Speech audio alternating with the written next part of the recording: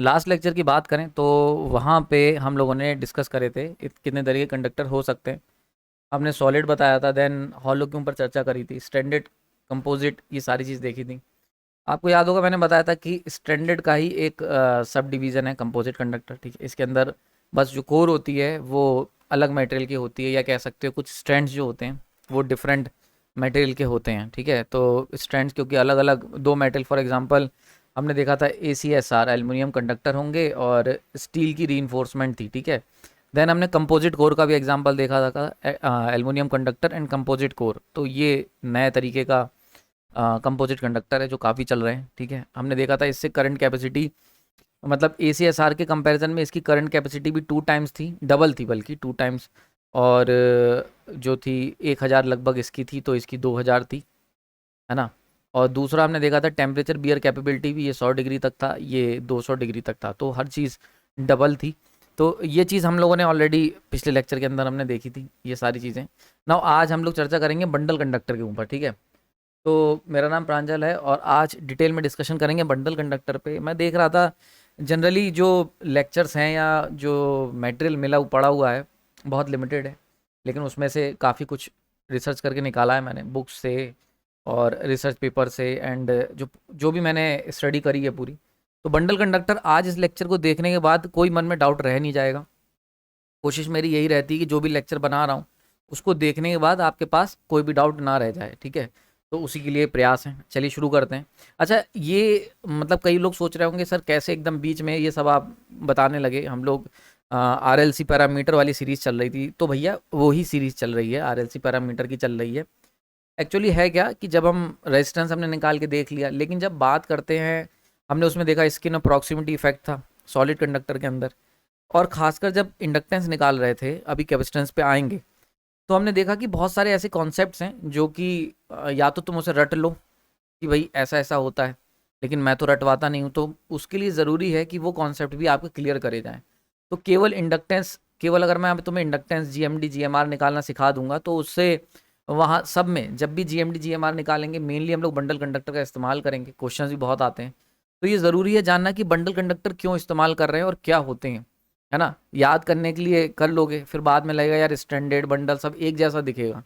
तो मेरा इसीलिए मैंने यहाँ पे ये लेक्चर इंट्रोड्यूस करवाया है बीच में स्पेशली, ठीक है। तो मैं हमेशा कोशिश करता हूँ कि एक वेब सीरीज़ की तरह ये लेक्चर बनाऊँ। मेरा काम होता है कि हर लेक्चर आपस में जो है वो जुड़ा हुआ हो, ये ना हो कि कुछ भी मतलब कोई पार्ट उसमें मिसिंग हो, ठीक है। तो मेरा यही कोशिश रहती है, इसीलिए चल रहा है। खैर, बंडल कंडक्टर को शुरू करते हैं। तो यहाँ पे देखो बड़ा इंटरेस्टिंग सा ये मैंने फिगर ड्रॉ करा है। तो जनरली अगर हम बात करें ट्रांसमिशन की, तो जब भी हम ट्रांसमिशन करते हैं दो तरीके से कर सकते हो। एक है सिंगल कंडक्टर से ट्रांसमिशन कर सकते हो, ठीक है, जिसके अंदर एक सिंगल, ये देख रहे हो ये सिंगल लाइन गई हुई है टावर 1 से टावर 2 तक, ठीक है। पावर सिस्टम यार अपने आप में बड़ा इंटरेस्टिंग सा सब्जेक्ट है और one of the most important है। तो पावर सिस्टम काफ़ी रिसर्च भी हो रखी है, ऑलरेडी हो चुकी है और चल रही है। तो मशीन पावर सिस्टम, ठीक है, ये बहुत इंपॉर्टेंट सब्जेक्ट्स हैं। तो इसीलिए इसको मैं जब भी पढ़ाता हूँ मुझे बहुत अच्छा लगता है, काफ़ी कुछ सीखने को मिलता है। तो आपको कोशिश करता हूँ कि थोड़ा रंगारंग कार्यक्रम दिखना चाहिए, टावर ओवर दिखें, लाइनें दिखें, क्योंकि इसको पावर सिस्टम एक ऐसी चीज़ है जो तुम इजीली विजुलाइज कर सकते हो, देख सकते हो अपने डे टू डे लाइफ में। तो इसीलिए मैं इस तरीके के टावर ओवर बनाता रहता हूँ, बड़ा इंटरेक्टिव सा लगता है। अच्छा लगता है तो लाइक कर दिया करो, अपनी अपनी फीलिंग शेयर कर दिया करो, ठीक है। तो जनरली अगर हम बात करते हैं टावर 1 से टावर 2 है, और इनके बीच में अगर हम देखें तो दो तरीके से हम पावर भेज सकते हैं आगे। एक है सिंगल कंडक्टर से, और एक सिंगल कंडक्टर मतलब एक सिंगल लाइन बस गई हुई है, ठीक है। इस तरीके का सिस्टम इस्तेमाल करा जाता है। 220 किलो वोल्ट तक की लाइन अगर आपकी है तो हम सिंगल कंडक्टर से भेजेंगे, ठीक। लेकिन अगर हम बात करते हैं एक और तरीका होता है पावर को भेजने का, वो है इस तरीके की, देख रहे हो ये parallel lines, these are what we called parallel conductors. Parallel conductors के थ्रू भी हम भेज सकते हैं पावर को, ठीक है। ये जो पैरेलल कंडक्टर्स हैं ये सेम फेज के हैं, बड़ा इंपॉर्टेंट चीज़ है, these are of same phase, ठीक है। यानी कि अगर हम फॉर एग्जांपल इसकी बात कर लें, तो अगर ये जैसे एक सेम फेज का है लाइव वायर है, वैसे ये भी लाइव वायर है। अगर 3 फेज होंगे तो जैसे आर फेज होता है वैसे ही ये, जैसे ये आर फेज का एक तार गया है, ये आर फेज के दो पैरेलल तार गए हैं, ठीक है। तो ये बहुत इंपॉर्टेंट है जानना कि ये सेम फेज का होता है, पैरेलल कंडक्टर्स होते हैं, ठीक है। तो देख सकते हो, तो इनको हम कह देते हैं बंडल कंडक्टर्स। समझ में आ रही बात है। तो ये होते हैं बंडल कंडक्टर्स, ठीक। और ये जो पर्पल कलर के बना रखे मैंने सेपरेट रखने के लिए, इसको हम कहते हैं स्पेसर्स, ठीक है। इन स्पेसर्स का काम क्या होता है कि पैरेलल कंडक्टर्स को थोड़ा सा डिस्टेंस इनकी मेंटेन रखना, ताकि आपस में चिपक ना जाए, एक दूसरे के ऊपर चढ़ ना जाए, ये इसी तरीके से इनकी डिस्टेंस मेंटेन रहे। ठीक है, ये जनरली जो होते हैं मेटेलिक के ही होते हैं। ठीक है, समझ में आ रही बात है? तो मेटेलिक के होते हैं ताकि पोटेंशियल भी सेम बना रहे, बस स्पेस मेन काम होता है इनका, स्पेस को मेंटेन रखना, ताकि दोनों जो पैरेलल कंडक्टर चल रहे हैं ये आपके एक सर्टेन डिस्टेंस आपस से मेंटेन रखें और पैरेलल कंडक्टर ही बने रहें। So these are what you called bundle conductors. ठीक ठीक है, तो ये जो स्पेसर्स होते हैं इनका हम इस्तेमाल करते हैं। जनरली ये जो स्पेसर्स होते हैं ये एल्युमिनियम एलॉय के बने होते हैं। ठीक है, ये जनरली इनकी रिक्वायरमेंट होती है, इसके ऊपर अभी चर्चा करेंगे आगे, मैंने इसको और डिस्कस करा हुआ है। ठीक है, नाउ अगर हम बंडल कंडक्टर की डेफिनेशन की बात कर लें तो combination of more than one conductor पर फेज, यानी कि एक ही फेज के लिए एक से ज़्यादा कंडक्टर का जब कॉम्बिनेशन इस्तेमाल करा जाता है इन पैरेलल, जो कि पैरेलल हो, ठीक है, और सुटेबली स्पेस्ड हो फ्रॉम ईच अदर, ठीक है, और एक दूसरे से एक सर्टेन स्पेस पे मौजूद हो, उसको हम लोग बंडल कंडक्टर कहते हैं। ठीक है, समझ में आगे बात है? तो डेफिनेशन सिंपल सी बात कह रही है कि अगर हम एक से ज़्यादा कंडक्टर का कॉम्बिनेशन यूज़ करते हैं, ऐसे कंडक्टर जो कि पैरेलल हैं, ठीक है, और सुटेबली स्पेस्ड हैं एक दूसरे से, इस तरीके का जब हम इस्तेमाल करते हैं अरेंजमेंट, तो उसे बंडल कंडक्टर का नाम दे दिया जाता है। कहाँ इस्तेमाल करेंगे? तो इनका इस्तेमाल करा जाएगा 220 केवी की लाइन के ऊपर जाने पे। 220 केवी की लाइन नीचे तक तो हम सिंगल कंडक्टर इस्तेमाल कर सकते हैं, लेकिन 220 केवी के अगर ऊपर जाते हो तो बंडल कंडक्टर ही बहुत हद तक इस्तेमाल करे जाते हैं। बहुत सारे इसके बेनिफिट हैं, अभी आगे धीरे धीरे चर्चा करेंगे। नाउ ये बात समझ लो स्टैंडर्ड और बंडल में क्या अंतर होता है। स्टैंडर्ड के अंदर सबसे बड़ा अंतर ये है कि स्टैंडर्ड के जो छोटे छोटे कंडक्टर्स होते हैं, ये जो स्मॉल स्मॉल कंडक्टर्स हैं, इनको हम स्ट्रैंड्स कहते हैं, ध्यान रखना, दीज आर स्ट्रैंड्स। जबकि बंडल कंडक्टर के अंदर जो कंडक्टर यूज़ हो रहे हैं वो सब कंडक्टर की तरह जाने जाते हैं, पहला अंतर। दूसरा, इसके जो स्ट्रैंड्स होंगे ये एक दूसरे को टच कर रहे होंगे, बहुत इंपॉर्टेंट है। यानी अगर कोई तुमसे कहे कि बंडल और स्टैंडर्ड को कैसे अलग करोगे, तो बंडल जो होंगे उसके अंदर जो सब कंडक्टर्स हैं वो एक दूसरे को टच नहीं कर रहे हैं, पैरेलल चल रहे हैं, स्पेस मेंटेन कर रहे हैं और आपस में लिपटे हुए नहीं हैं, इसी के लिए हम लोग स्पेसर का भी इस्तेमाल कर रहे हैं। ठीक है, लेकिन अगर हम बात करते हैं स्टैंडर्ड में, तो ये एक दूसरे को टच करते हैं, एक दूसरे के ऊपर लिपटे हुए होते हैं। ठीक है, मैंने बताया था लास्ट लेक्चर में कि अगर ये हमारी मान के चलते हैं सेंट्रल कोर है, तो इसके ऊपर एक स्टैंड ऐसे गया है तो दूसरा स्टैंड इस तरीके से रस्सी की तरह एक दूसरे के ऊपर बिल्कुल लिपटे होंगे, लताओं की तरह। तो ये चीज़ यहाँ पे है। ठीक है, तो ये ध्यान रखनी है। हालांकि एक बात है कि सब कंडक्टर जो हैं वो स्टैंडर्ड हो सकते हैं, मतलब अगर एक जैसे ये दो सब कंडक्टर्स हैं, अगर इसको ध्यान से देखोगे तो each of them is a standard conductor, ऐसे। तो ये दोनों आपस में अलग अलग जो है मतलब इंडिविजुअली स्टैंडर्ड हो सकते हैं। ठीक है, समझ में आ रही? तो this is the difference between bundle and standard. तो बहुत बार हम लोग जब जीएमआर निकालते हैं तो स्टैंडर्ड और बंडल दोनों केस में जीएमआर निकाला जाता है। तो कई बार हमें लगता है कि स्टैंड जो है वही हमारा बंडल कंडक्टर्स है और काफ़ी कंफ्यूजन रहता है, तो इसीलिए ये चीज़ क्लियर करना ज़रूरी थी। सबसे बड़ा अंतर, ये एक दूसरे के ऊपर लिपटे होंगे और टच करेंगे, जबकि बंडल कंडक्टर एक दूसरे से स्पेस मेंटेन करते हैं। स्पेसर याद रखना। ना स्पेसर के ऊपर बात कर लेते हैं। तो मैंने अभी पीछे बताया जनरली जो स्पेसर्स होते हैं ये किसके होते हैं, ये एल्युमिनियम के बने होते हैं, एल्युमिनियम अलॉय के। ठीक है, स्टैंड्स भी एल्युमिनियम अलॉय के बनते हैं।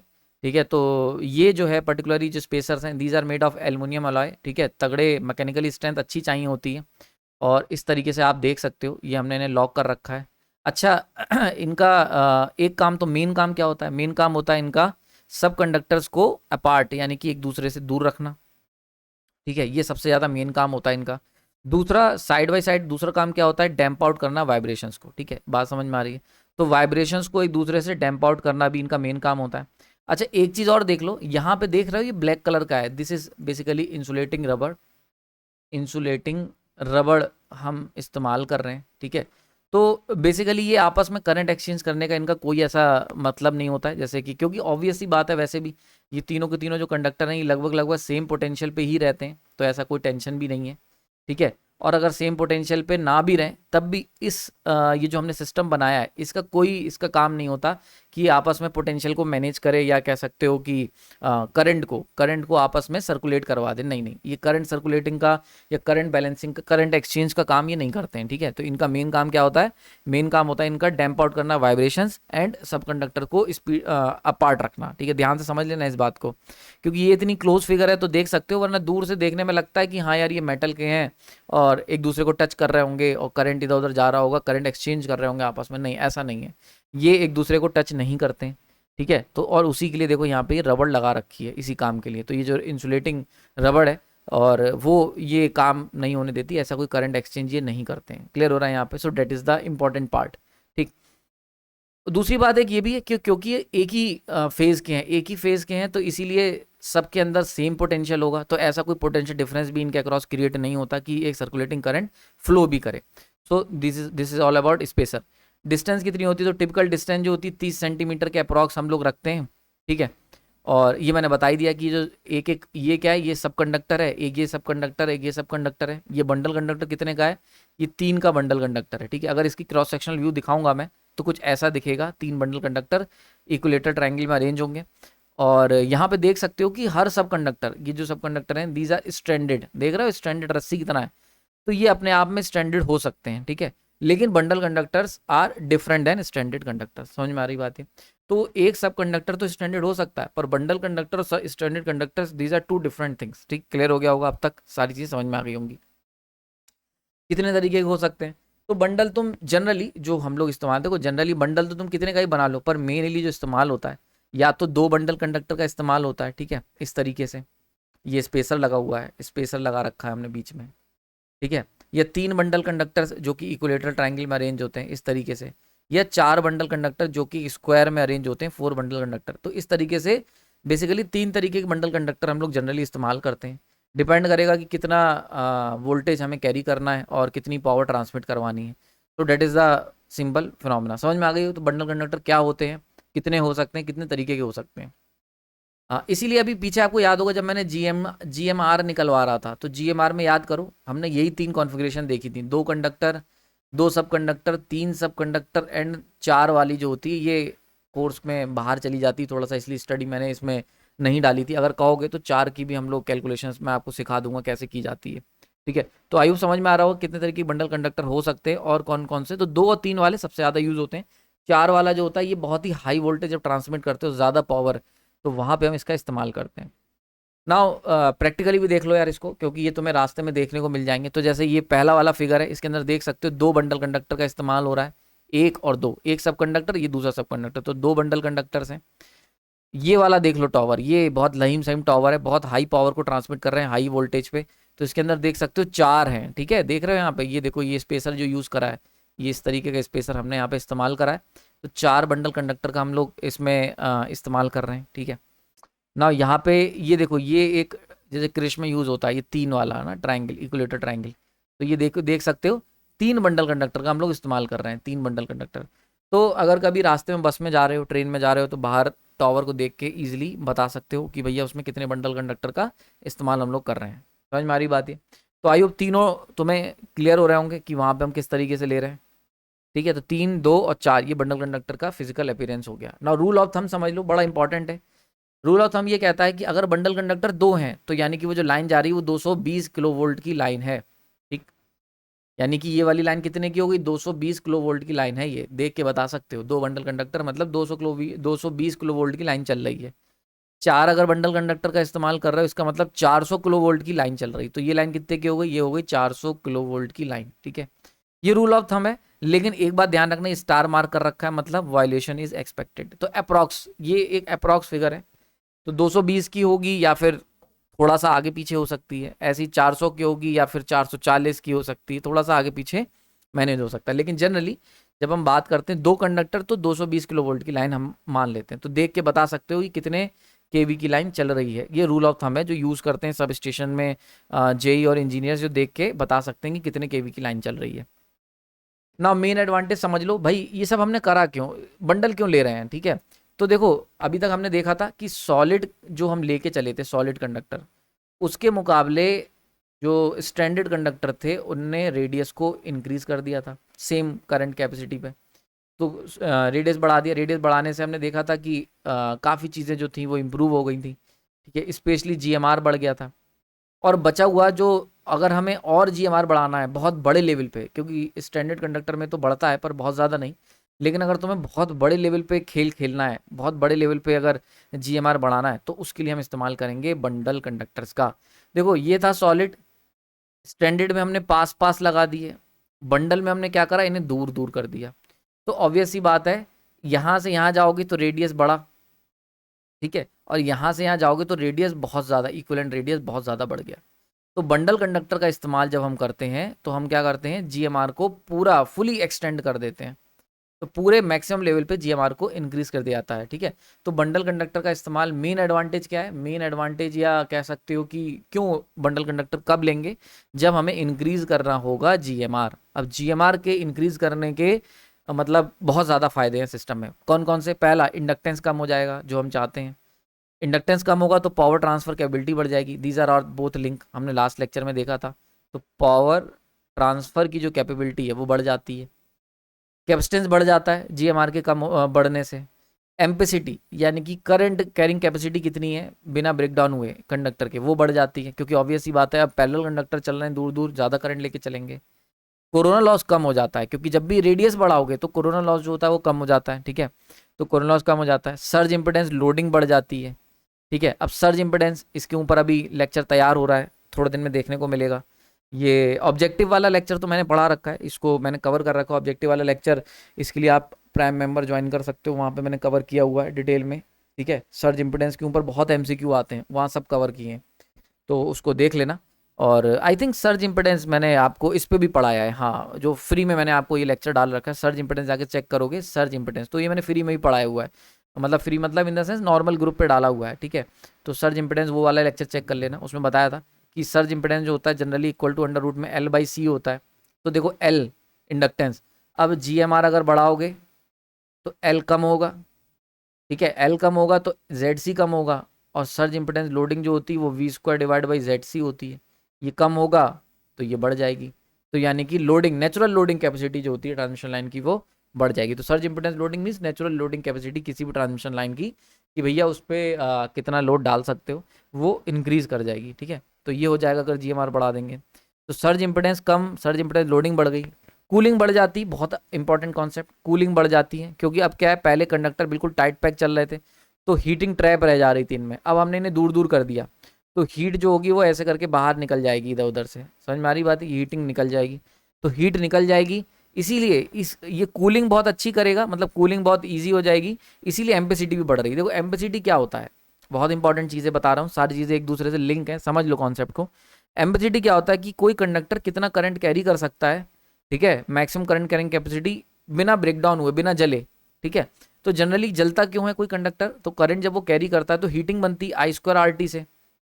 ठीक है, ये इतनी हीटिंग जनरेट, एनर्जी जनरेट होती है, तो ये हीट जो जनरेट हो रही है, ठीक है, ये अगर ट्रैप रह गई अंदर तो ये कंडक्टर को जला देगी। तो ये ज़रूरी है कि हीट, अगर तुम चाहते हो कि तुम्हारा ये सेम कंडक्टर ज़्यादा करंट कैरी करे और जले ना, तो उसके लिए जो हीट बन रही है उसे निकाल दो।